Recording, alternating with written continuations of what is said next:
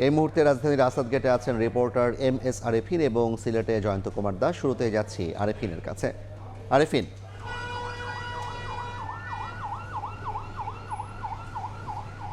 সকাল থেকে সময় যতটা গড়াচ্ছে, পাম্পগুলোতে তেল নিতে আসা চালকদের সারি কিন্তু দীর্ঘ হচ্ছে প্রতিটি ঘন্টায়। আমরা সকাল থেকে রাজধানীর বিভিন্ন পাম্প ঘুরে এই মুহূর্তে রয়েছি আসাদ গেটের সোনার বাংলা ফিলিং স্টেশনের সামনে।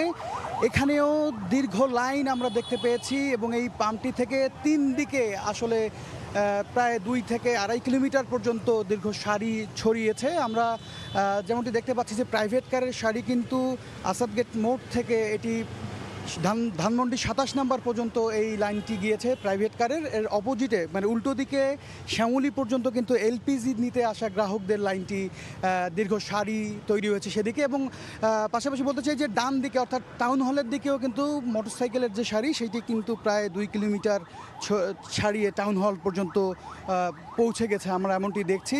আমাদেরকে যেমনটি জানাচ্ছিলেন চালকরা যে গতকাল রাতে 12টা থেকে অপেক্ষায় থাকা চালকরা যারা ভোর 4টা পর্যন্ত অপেক্ষা করে কিন্তু পরে এই পাম্পটি থেকে তেল শেষ হয়ে যাবার কারণে তাদেরকে ফেরত যেতে হয়েছে। এবং সেই মুহূর্তে পাম্প কর্তৃপক্ষ তাদেরকে একটি টোকেন সরবরাহ করে, যে টোকেনটি নিয়ে তারা আজকে সকালবেলা এসছেন।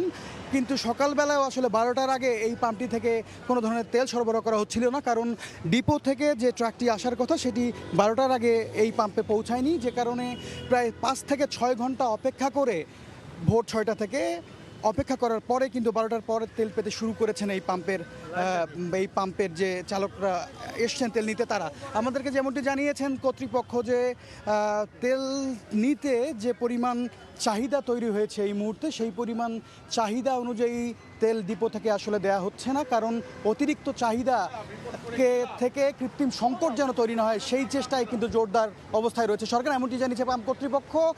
ঢাকার বাইরের খবর জানাতে এই মুহূর্তে সিলেট থেকে যুক্ত হচ্ছেন আমাদের আরেক সহকর্মী জয়ন্ত। সরাসরি চলে যাচ্ছি তার কাছে।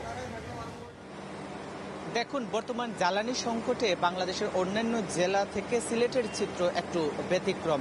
স্বাভাবিকভাবেই সিলেটের পাম্পগুলোতে তেল দেওয়ার প্রক্রিয়া চলছে, তেমন কোনো দীর্ঘ লাইন নেই, ভোগান্তি নেই, তেল না পাওয়ার তেমন কোনো তীব্র অভিযোগ নেই। আমরা এখন যে পাম্পটিতে রয়েছি সেটির চিত্র আমরা দেখানোর চেষ্টা করছি। সেটি হচ্ছে বেঙ্গল গ্যাসোলিন অ্যান্ড সার্ভিসিং। সেখানে আমরা দেখছি অনেকে এসেছেন জ্বালানি তেল নেওয়ার জন্য এবং নিচ্ছেনও। কিছুটা লাইন দেখলেও তেমন কোনো ভোগান্তি নেই। আমরা দেখছি যারা আসছেন তারা তেল নিচ্ছেন এখান থেকে এবং চলে যাচ্ছেন। তবে পাম্প মালিকদের সাথে আমরা কথা বলেছি, তারা বলেছেন যে আসলে এখন হুট করেই মানুষের জন্য চাহিদা বেড়ে গেছে। সাধারণ মানুষ কিছুটা প্যানিকে আছে, চতুর্দিকে যেহেতু জ্বালানি সংকটের খবর পাচ্ছে, অনেকেই চাহিদা না থাকলেও সে তার মোটর সাইকেলের ট্যাঙ্কে লোড করে নিয়ে যাচ্ছে। কিছুক্ষণ আগে আমরা একজন গ্রাহকের কথা দেখলাম, তার ট্যাঙ্কিতে প্রচুর তেল ছিল, তারপরে সে ওভারলোড করে এখান থেকে নিয়ে গেছে, কারণ সে অনেকটা অনিশ্চয়তার মধ্যে রয়েছে। এরকম ভাবেই আসলে তারা বলছে, পাম্প মালিকরা বলছে হঠাৎ করে যেন চাহিদা বেড়ে গেছে। তবে ডিপো থেকে কিন্তু পাম্প মালিকরা আনুপাতিক হারে তেল পাচ্ছে এবং সেই আনুপাতিক হারেই কিন্তু যারা গ্রাহক আছে তাদেরকে দিচ্ছে। একেবারে যদি বলে রাখতে চাই, আসলে প্যানিকের কারণেই আসলে এই সমস্যাটি হচ্ছে। অনেকে আসলে চাহিদার বাইরে গিয়ে আসলে তেল নিচ্ছেন, অতিরিক্ত চাহিদা বেড়ে গেছে। এবং জানিয়ে রাখতে চাই, সিলেট যেহেতু ছোট্ট একটি নগরী, সেই সিলেট নগরীতে তেমন বেশি যে প্রাইভেট কার এরকম কিছু নেই অনেকটা বলা যায়, যার কারণে কিন্তু তেমন কোনো লাইন চোখে পড়েনি। এবং সিলেটের রাইড শেয়ারিং এর সংখ্যাও কম, যার কারণে কিন্তু বাইকের যে দীর্ঘ লাইন অন্যান্য জেলায় আমরা যেটা দেখেছি, বাংলাদেশের অন্যান্য অঞ্চলে যেটা দেখেছি, সিলেটে তেমনটি নেই। স্বাভাবিকভাবেই আসলে পাম্পগুলোতে তেল দেওয়ার যে প্রক্রিয়া সেটি চলছে। তবে আমরা আরো বেশ কয়েকটি পাম্পে ঘুরেছি, সেখানে আমরা একই চিত্র লক্ষ্য করেছি, কোথাও তেমন যানজট বা কোথাও দীর্ঘ লাইন আমাদের চোখে পড়েনি।